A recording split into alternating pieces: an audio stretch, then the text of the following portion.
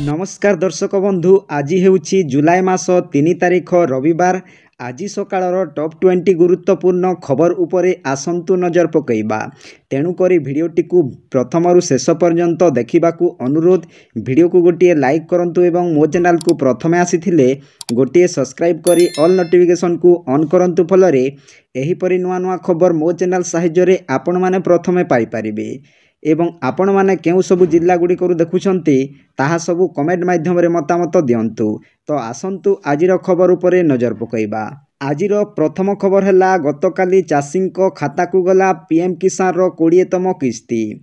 वाराणसी रु चाषींको अकाउंट को टंका पठाइले प्रधानमंत्री नरेंद्र मोदी। डीबीटी जरिया रे मोट 9 कोटी 70 लाख चाषींको अकाउंट को गला 2000 टंका। गतकाली 11टा सुद्धा समस्त योग्य चाषी को पीएम किसान योजनार 20तम टंका मिली सारिछि। सेहीपरि ओडिशारू 34,85,881 जन चाषी गतकाली पीएम किसान रे उपकृत होइछंती। प्रधानमंत्री नरेंद्र मोदी एबे तांको संसदीय क्षेत्र वाराणसी गस्तरे जाइछंती, जेउठारे प्रधानमंत्री किसान सम्मान निधि रो 20तम किस्ती लोकार्पण करिथिबा बेले प्राय 2183.45 कोटी टंकार 52टी विकास प्रकल्पर उद्घाटन एवं शिलान्यास मध्य करिछंती। एही अवसर रे प्रधानमंत्री मोदी काशी वाराणसी रे आयोजित साधारण सभा को संबोधित करी कहिथिले, आज मु ऑपरेशन सिंदूर परे प्रथम थर पई काशी आसीछि। 22 एप्रिल रे पहलगाम रे जेतेबेले आतंकवादी आक्रमण होइथिला 26 जन निर्दोष लोकों को निर्मम भाव रे हत्या करा जाइथिला। सेमानंको परिवार रो शिकार होइतेबा सही शिशुर जंत्रणा एवं सही झियो मानंकर जंत्रणा मोर हृदय बड़ दुख रे पूर्ण हो जाइथिला। सेतेबेले मु बाबा विश्वनाथन को एही दुख सह्य करिवार शक्ति देवा पई प्रार्थना करथिली। मु जे प्रतिश्रुति देइथिली ताहा मध्य पूर्ण होइछि। महादेशर आशीर्वाद रे ताहा पूर्ण होइछि। परवर्ती खबर बिहार सरकार को बड़ घोषणा। मागणा हैला विद्युत सेवा, उपकृत हेबे कोटी कोटी लोक। गतकाली ठारू अर्थात अगस्ट 1 तारिख रु एही राज्य रे बिजुली छाड़ करिसंती राज्य सरकार। विद्युत मागणा हेबा परे राज्यवासी मोबाइल को विद्युत जोगाणकारी कंपानी रो एक स्वतंत्र वार्ता पठा जाइथिला, जहा परे लोक माने निश्चित होइथिले जे बिजुली मागणा घोषणा करा जाइछि। हेले समस्तंकु एही सुविधा उपलब्ध हेबो नाही। बिहार रे नीतीश सरकार राज्यवासी पई विद्युत मागणा करिसंती। बिहार सरकार को कैबिनेट राज्यर 1.67 कोटी घरोई ग्राहकों को 125 यूनिट मागणा विद्युत देवाकू अनुमोदन करिछि। एही निष्पत्ति अगस्ट 1, 2025 रु कार्यकारी होइछि। एही समय रे बिहार लोक माने विद्युत जोगाणकारी कंपानी रु सेमानंको मोबाइल रे एक स्वतंत्र वार्ता पाइछंती। परवर्ती खबर अवसर प्राप्त 6387 शिक्षकों को अतिथि शिक्षक भावे मिलिबो नियुक्ति। अनुदान प्राप्त ब्लॉक ग्रांट हाईस्कूल सह संस्कृत टोल स्कूल रे मिलिबो नियुक्ति। विद्यालय और गणशिक्षा विभाग पक्षरु माध्यमिक शिक्षा निर्देशालय को ए नै चिठी लेखा होइछि। नुआ टीजीटी नियुक्त हेबा जाए अवसर प्राप्त शिक्षक शिक्षकता करिवे। निज अंचल रे फांका थिबा पदवी विषय रे अवगत कराइबे डीईओ। खाली पदवी रे टीजीटी नियुक्त हेले अतिथि शिक्षक अपसारित हेबे। परवर्ती खबर प्लास्टिक बोतल रे पेट्रोल कारबार उपरे कटकणा। सबु जिल्लापालंकु नोटिस जारी कले सरकार।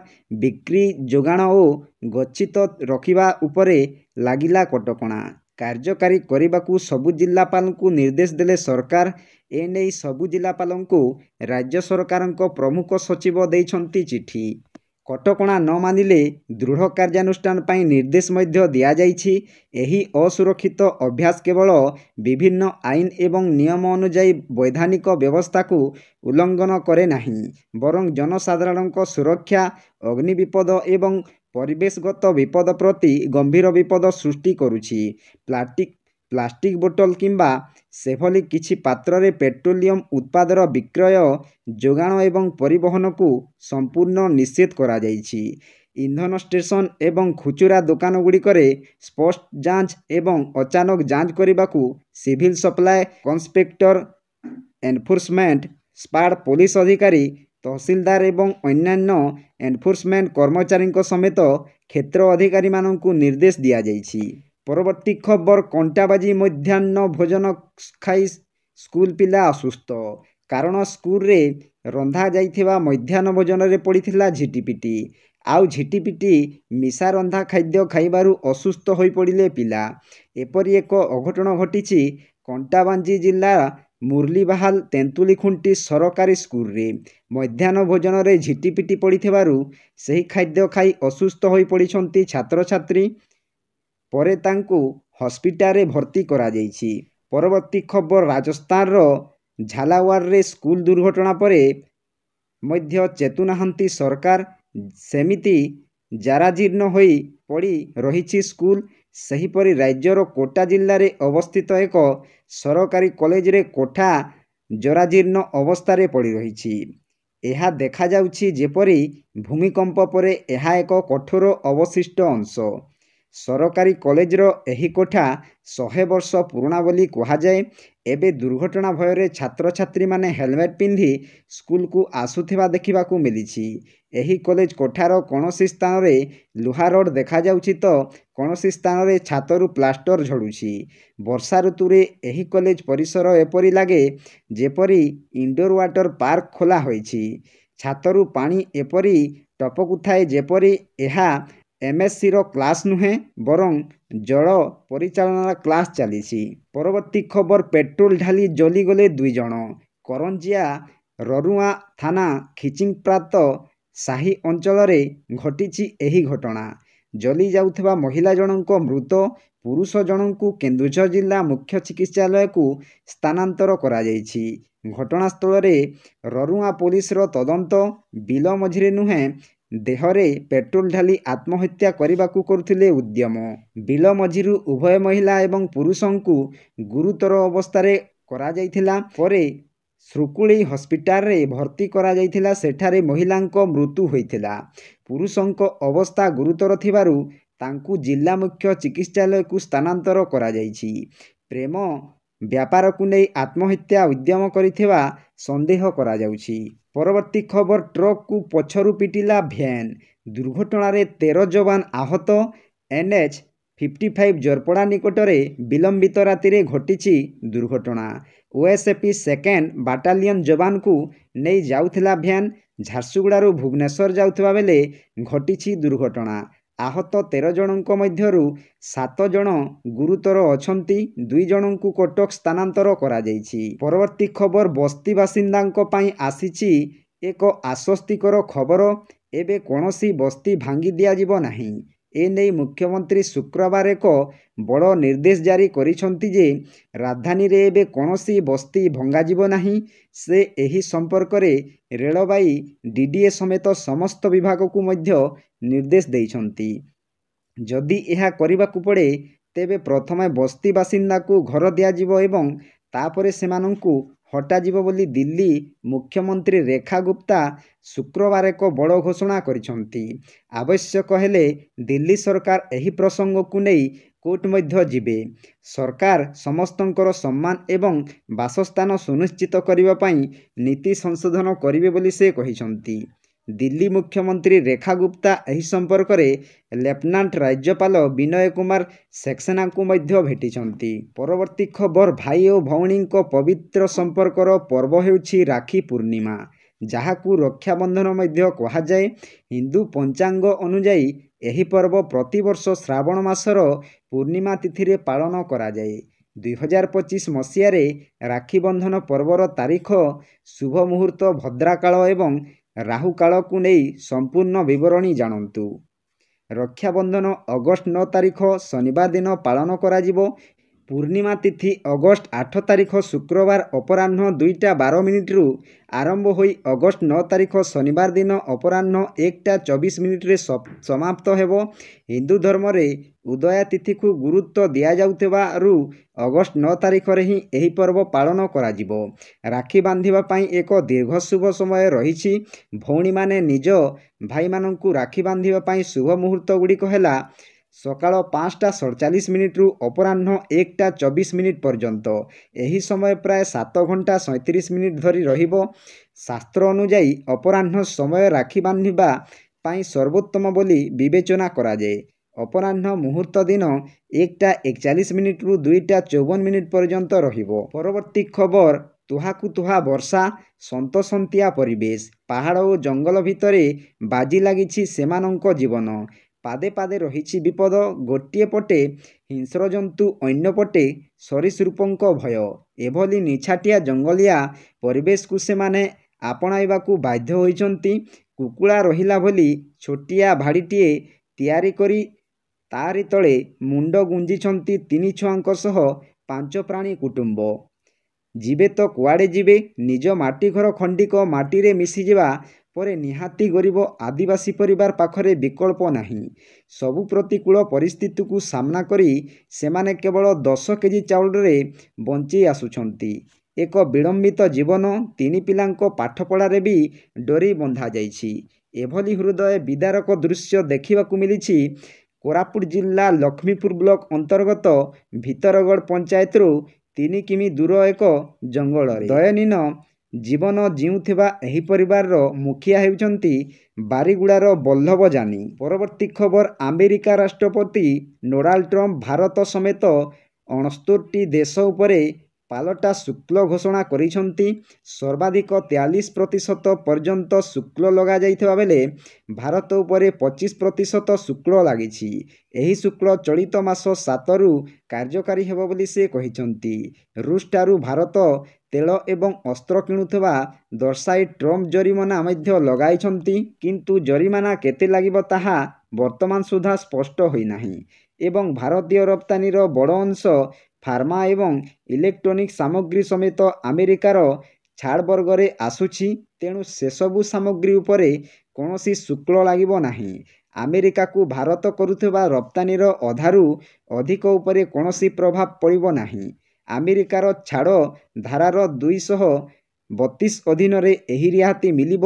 ତେଣୁ କେବଳ $40 ମିଲିୟନ ରପ୍ତାନି ପ୍ରଭାବିତ ହେବ ବୋଲି କୁହାଯାଇଛି। ପରବର୍ତ୍ତୀ ଖବର ଗତ ଶୁକ୍ରବାର ଅଗଷ୍ଟ 1 ତାରିଖ ସନ୍ଧ୍ୟାରେ ପଞ୍ଜାବର ଶେଖପୁରା ଜିଲ୍ଲାର କାଲସାହା କାକୁ ନିକଟରେ ଇସଲାମାବାଦ ଏକ୍ସପ୍ରେସ୍ ଲାଇନଚ୍ୟୁତ ହୋଇଛି। ଏହି ଦୁର୍ଘଟଣାରେ 29 ଜଣ ଯାତ୍ରୀ ଆହତ ହୋଇଥିବା ସୂଚନା ମିଳିଛି। ପଞ୍ଜାବ ରେସ୍କ୍ୟୁ 1122 ଅନୁଯାୟୀ କାଲାସାହା କାକୁ ଅଞ୍ଚଳରେ ଏକ ରାସାୟନିକ ପ୍ଲାଣ୍ଟ ନିକଟରେ ଯାତ୍ରୀବାହୀ ଟ୍ରେନ୍ର 5ଟି ବଗି ଲାଇନଚ୍ୟୁତ ହୋଇଥିଲା। ଏହି ଦୁର୍ଘଟଣାର ଖବର ପାଇବା ପରେ 6ଟି ଜରୁରୀକାଳୀନ ଗାଡ଼ି ଏବଂ 25 ଜଣ ଉଦ୍ଧାରକର୍ମୀଙ୍କୁ ତୁରନ୍ତ ଘଟଣାସ୍ଥଳକୁ ପଠାଯାଇଥିଲା। ପଞ୍ଜାବ ରେସ୍କ୍ୟୁର ମୁଖପାତ୍ର ଫାରୁକ ଅହମ୍ମଦ ଏହି ରେଳ ଦୁର୍ଘଟଣାକୁ ନେଇ କହିଛନ୍ତି, ଦୁର୍ଘଟଣା ପରେ ଘଟଣାସ୍ଥଳରେ ଖାଦ୍ୟ ଓ ପାନୀୟ ବ୍ୟବସ୍ଥା କରାଯିବା ସହିତ ଯୁଦ୍ଧକାଳୀନ ଭିତ୍ତିରେ ଯାତ୍ରୀମାନଙ୍କୁ ଉଦ୍ଧାର କରାଯାଇଥିଲା। 22 ଜଣ ଯାତ୍ରୀଙ୍କୁ ଘଟଣାସ୍ଥଳରେ ପ୍ରାଥମିକ ଚିକିତ୍ସା ଦିଆଯାଇଥିବା ବେଳେ ଅନ୍ୟ 7 ଜଣ ଆହତଙ୍କୁ ଅଧିକ ଚିକିତ୍ସା ପାଇଁ ମୁରିଦକେର ତହସିଲ ମୁଖ୍ୟାଳୟ ହସ୍ପିଟାଲରେ ଭର୍ତ୍ତି କରାଯାଇଛି। ଚିକିତ୍ସା ପରେ ଉକ୍ତ ଆହତ ଯାତ୍ରୀ ସୁସ୍ଥ ଥିବା ଡାକ୍ତରଙ୍କ ସୂତ୍ରରୁ ପ୍ରକାଶ ପାଇଛି। ପରବର୍ତ୍ତୀ ଖବର ରାଜ୍ୟରେ ଆସନ୍ତା ବର୍ଷ ସୁଦ୍ଧା ସମସ୍ତ ଜିଲ୍ଲାରେ 38ଟି ମଡେଲ ମଣ୍ଡି ହେବ ବୋଲି ସମବାୟ ମନ୍ତ୍ରୀ ପ୍ରଦୀପ ବଳସାମନ୍ତ ସୂଚନା ଦେଇଛନ୍ତି। ମନ୍ତ୍ରୀ କହିଛନ୍ତି, ଆବଶ୍ୟକତାକୁ ଦେଖି ବଡ଼ ଜିଲ୍ଲାରେ 2ଟି ଲେଖାଏଁ ମଣ୍ଡି ହେବ। ମଡେଲ ମଣ୍ଡିରେ ପାନୀୟ ଜଳ, ଶୌଚାଳୟ, ବିଶ୍ରାମାଗାର, ବିଜୁଳି ବ୍ୟବସ୍ଥା, ଦୋକାନ, ଏସ୍ଏଚଜି ମହିଳାଙ୍କ ଦ୍ୱାରା ଟିଫିନ୍ ସେଣ୍ଟର, ପାର୍କିଂ ଆଦି ବ୍ୟବସ୍ଥା ରହିବ। ମଡେଲ ମଣ୍ଡିର ରୂପରେଖ କେମିତି ରହିବ ସେ ନେଇ ସମବାୟ ମନ୍ତ୍ରୀ ବଳସାମନ୍ତ ମୁଖ୍ୟମନ୍ତ୍ରୀଙ୍କୁ ପ୍ରସ୍ତାବ ଦେଇଛନ୍ତି। ସୂଚନାଯୋଗ୍ୟ, ରାଜ୍ୟରେ ମଡେଲ ମଣ୍ଡି ପ୍ରତିଷ୍ଠା ନେଇ ମୁଖ୍ୟମନ୍ତ୍ରୀଙ୍କ ଅଧ୍ୟକ୍ଷତାରେ ବୈଠକ ଶୁକ୍ରବାର ଅନୁଷ୍ଠିତ ହୋଇଯାଇଛି।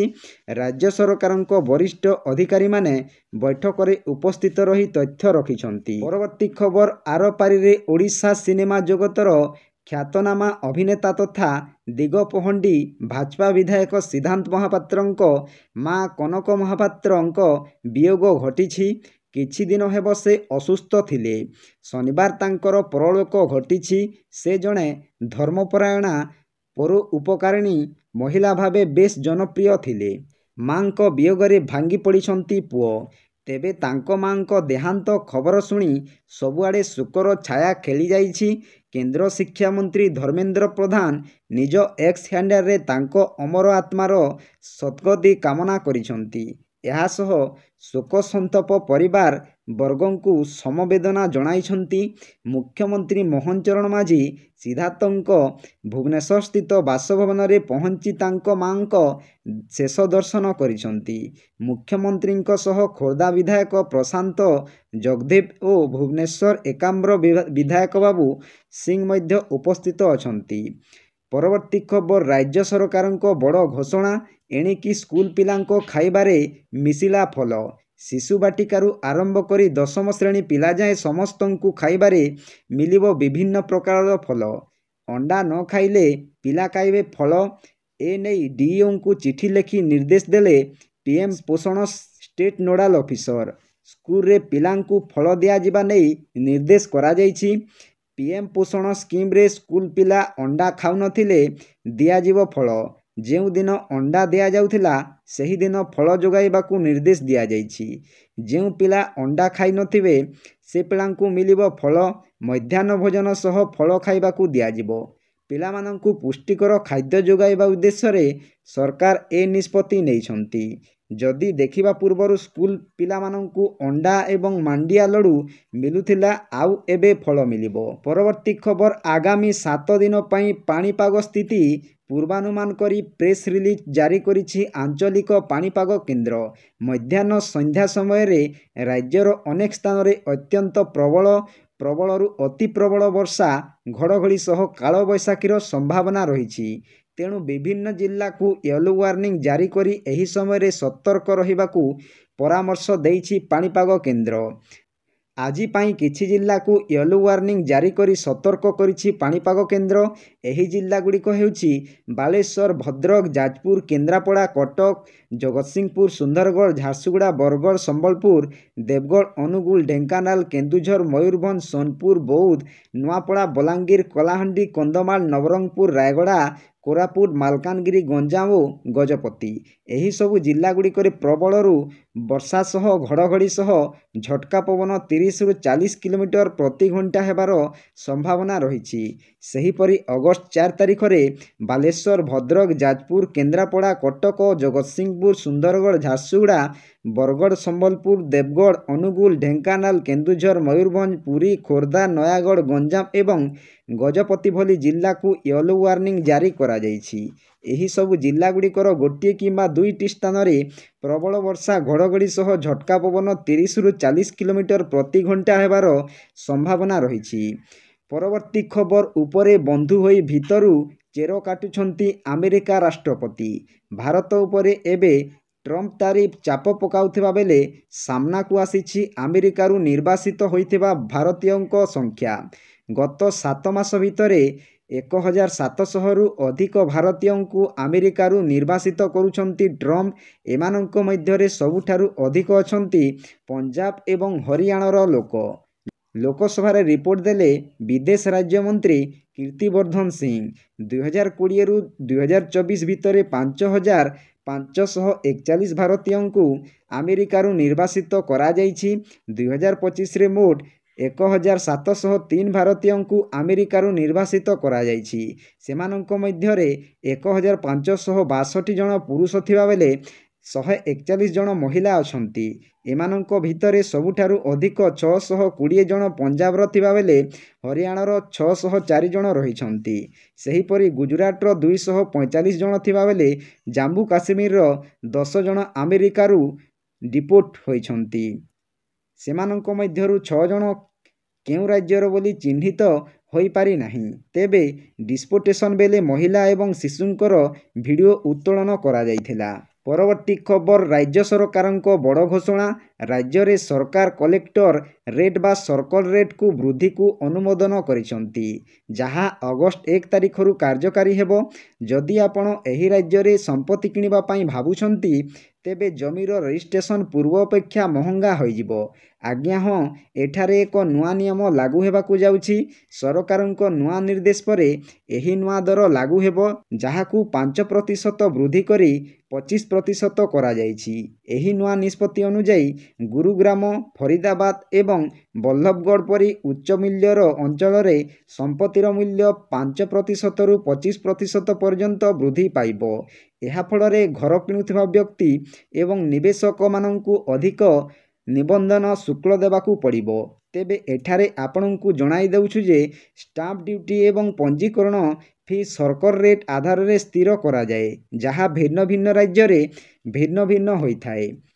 ପରବର୍ତ୍ତୀ ଖବର, ରାଜ୍ୟର 8 ଜିଲ୍ଲାକୁ ସତର୍କ ରହିବାକୁ ପରାମର୍ଶ। ଆଗାମୀ 3 ଘଣ୍ଟା ପାଇଁ 8ଟି ଜିଲ୍ଲାକୁ ୟେଲୋ ୱାର୍ଣ୍ଣିଂ ଜାରି କରି ସତର୍କ ରହିବାକୁ ପରାମର୍ଶ ଦେଇଛି ଆଞ୍ଚଳିକ ପାଣିପାଗ କେନ୍ଦ୍ର। ବର୍ଷା, ଘଡ଼ଘଡ଼ି ସହ ଝଡ଼ ତୋଫାନର ପୂର୍ବାନୁମାନ କରି ନବରଙ୍ଗପୁର, କଳାହାଣ୍ଡି, ନୂଆପଡ଼ା, ସୁନ୍ଦରଗଡ଼, ଯାଜପୁର, ଖୋର୍ଦ୍ଧା, ବାଲେଶ୍ୱର ଓ କୋରାପୁଟ ଭଳି ଜିଲ୍ଲାର ଗୋଟିଏ କିମ୍ବା 2ଟି ସ୍ଥାନରେ ଆଗାମୀ 3 ଘଣ୍ଟା ମଧ୍ୟରେ ବର୍ଷା ଓ ଘଡ଼ଘଡ଼ି ସହ ଝଟକା ପବନ 30ରୁ 40 କିଲୋମିଟର ପ୍ରତି ଘଣ୍ଟା ହେବାର ସମ୍ଭାବନା ରହିଛି। ତ ଆପଣମାନେ କିଛି ସମୟ ଭିତରେ 20ଟି ଖବର ବିଷୟରେ ଜାଣିପାରିଲେ। ଆପଣମାନଙ୍କୁ କେଉଁ ଖବରଟି ଭଲ ଲାଗିଲା ନିଶ୍ଚୟ କମେଣ୍ଟ ମାଧ୍ୟମରେ ମତାମତ ଦେବେ ଏବଂ ଆପଣମାନେ କେଉଁ ସବୁ ଜିଲ୍ଲା ଗୁଡ଼ିକରୁ ଦେଖୁଛନ୍ତି ନିଶ୍ଚୟ କମେଣ୍ଟ ମାଧ୍ୟମରେ ମତାମତ ଦେବେ। ଭିଡ଼ିଓଟି ଯଦି ଭଲ ଲାଗିଥାଏ ଭିଡ଼ିଓକୁ ଗୋଟିଏ ଲାଇକ୍ କରନ୍ତୁ ଏବଂ ମୋ ଚ୍ୟାନେଲକୁ ପ୍ରଥମେ ଆସିଥିଲେ ଗୋଟିଏ ସବସ୍କ୍ରାଇବ୍ କରି ଅଲ୍ ନୋଟିଫିକେସନକୁ ଅନ୍ କରନ୍ତୁ, ଫଳରେ ଏହିପରି ନୂଆ ନୂଆ ଖବର ମୋ ଚ୍ୟାନେଲ ସାହାଯ୍ୟରେ ଆପଣମାନେ ପ୍ରଥମେ ପାଇପାରିବେ। ଭିଡ଼ିଓକୁ ଏଇଠି ଏଣ୍ଡ କରୁଛି। ଜୟ ଜଗନ୍ନାଥ।